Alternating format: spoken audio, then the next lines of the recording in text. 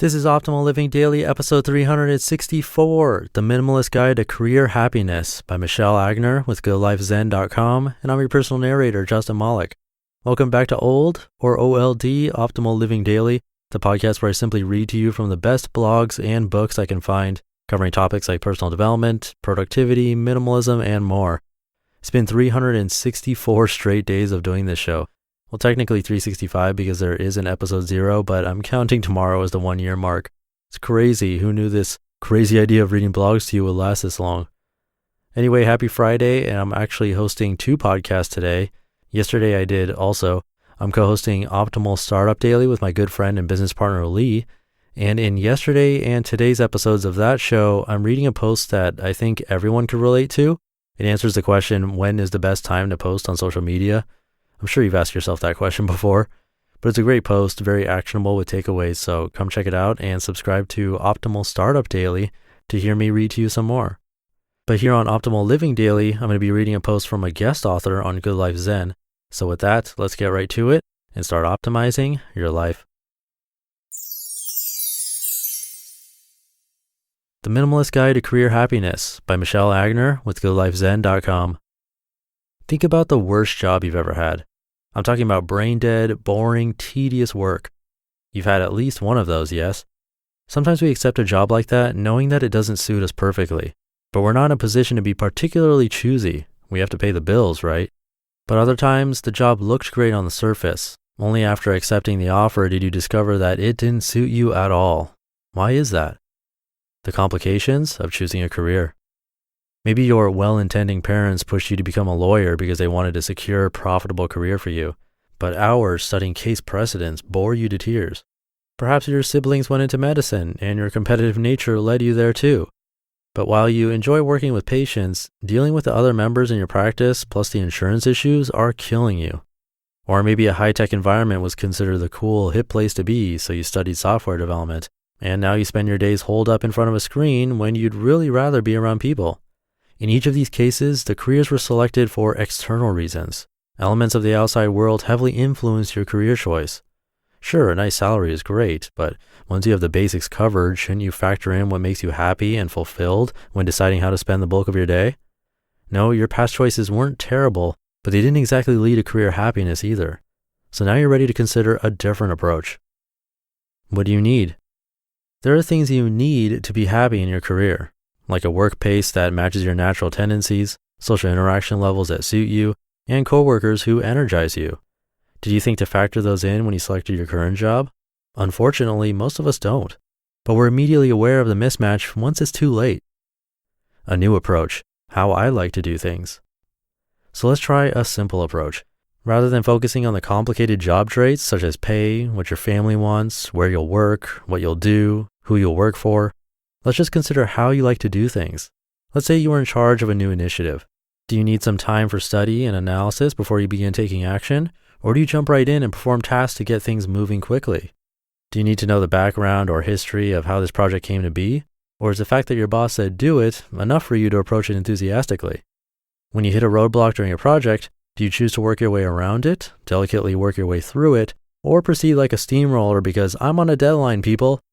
Can you see how this how you like to do things concept applies? Your natural preferences regarding things like pace, details, and how you influence others impact your happiness and fulfillment each day. Discovering yourself. Understanding what your natural tendencies are will help you identify a potential mismatch. You likely already have an idea about your natural inclinations now that I planted the seed, but let's go over some questions to help draw out more ideas. Pace, eager or deliberate? When someone asks a question, are you answering before they even finish? Or do you need to mull things over a bit? Maybe even use a let me think it over and get back to you so you can analyze a bit before responding? Influencing others, inspiring or logical? Is it your natural tendency to effectively connect with people, or does it take a deliberate effort? Do you just wing it and successfully persuade? Or do you lay out the facts to convince someone of your case? Risk-taking. Uninhibited or cautious? Do you love flying by the seat of your pants, or do you prefer to map out a plan and evaluate potential consequences before taking action? These are opposite extremes, and your preferences fall somewhere along each continuum. Draining versus energizing. When your natural tendencies are in alignment with your job, your team, and your work environment, it's heavenly. You feel energized. You're inclined to take on more challenges, dream bigger, and grow. You feel happy. But alas, there can be hiccups. Even in a job that's well suited to your natural tendencies, there will be times when you must adapt outside of your natural preferences. No biggie, it happens. But it's important to realize that adapting to someone else's pace, communication style, or risk tolerance takes additional energy, which is why you'll find that certain people, tasks, or projects absolutely drain you. If the hiccup is a temporary or occasional occurrence, no worries, you'll deal with it. But if it occurs all the time, impacting your overall happiness, you might have to make a change. That may mean resolving the mismatch in your current role, or it could mean moving on to another position that better suits your natural tendencies. After all, this is your happiness we're talking about. You just listened to the post titled The Minimalist Guide to Career Happiness by Michelle Agner with GoodLifeZen.com. And a lot of that reminded me of the Myers-Briggs personality test. You can probably find a free short one online, but it's really fascinating and goes along with this post quite well. I'm an ISTP, by the way, what's known as the craftsman. Anyway, once again, I'm reading a post in today's episode of Optimal Startup Daily that I'd highly recommend since it applies to nearly everyone. It's about when to post on social media to maximize exposure. Come check it out, and it'd be awesome if you could subscribe to that show too. I'll keep this ending super short for this Friday. Have a great one, and I'll catch you tomorrow for episode 365, the 1-year mark, where your optimal life awaits.